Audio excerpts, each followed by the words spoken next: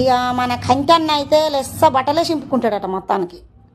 చింపుకో, ప్రజల కోసం చింపుకో, నీ పండ్లు ఇరగొట్టుకుందానికి చింపుకునేది, అర్థమైందా? ఒక బీసీ బిడ్డ చచ్చిపోతే అక్కడ ఆ న్యూస్ కవర్ చేయకుండా దాన్ని తప్పుతో పట్టించి ఉద్యమాన్ని సంకనాకియాలని అవతల డబ్బులు తీసుకొని నాటకాలు తినుకుంటా రోడ్ల మీదకి వచ్చి లెస్స తినుకుతుర్రు. తినకకురి, అర్థమైందా? అంతగానం తినకకురి, నొప్పిలేస్తుంది. చెప్పు తీసుకొని కొడితే మంచిగుండు. ఫేక్ న్యూస్ మాట్లాడటానికి ఒక బీసీలకు పుట్టినావు, మా బీసీల మీద కేసు పెడతారా అంటే కేసు కాదు, ఉరికించుకుంటా తంతరు.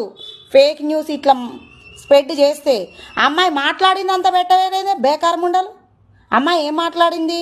మేము తీన్మార్ మల్లన్న కాడికి పోతే మాకు డబ్బులు ఇస్తే మా చుట్టాలు ఫోన్ చేసి మీరు అడక్క తింటుర్రా, యూట్యూబ్లో పెట్టిండు ఆయన, మాకు అవసరం వచ్చినప్పుడు ఎవరు సాయం చేయలేదు కానీ యూట్యూబ్లో పెట్టగానే ఇట్లా మమ్మల్ని ఇట్లా బిచ్చపోల లెక్క అడుక్కుంటుర్రు అని మమ్మల్ని అన్నారు అని చెప్తుంది ఆమె. అది మొత్తం సబ్జెక్ట్ అటుకట్ చేసిర్రు ఇటుకట్ చేసిర్రు. యూట్యూబ్లో పెట్టిండు మళ్ళీ నన్నది ఒక్కటి పట్టుకొని ఎలాడుతున్నావు. సిగ్గు మానం ఉండాలి, నువ్వు రిపోర్టర్వి.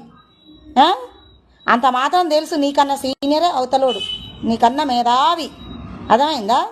పెద్ద పెద్ద మేధావులే ఏం చేయలేక అన్ని మూసుకొని కూర్చురు. నీ వల్ల ఏం కాదు కానీ చేతనైతే నువ్వు బీసీలకు హెల్ప్ చేయి నీ ఛానల్ వల్ల.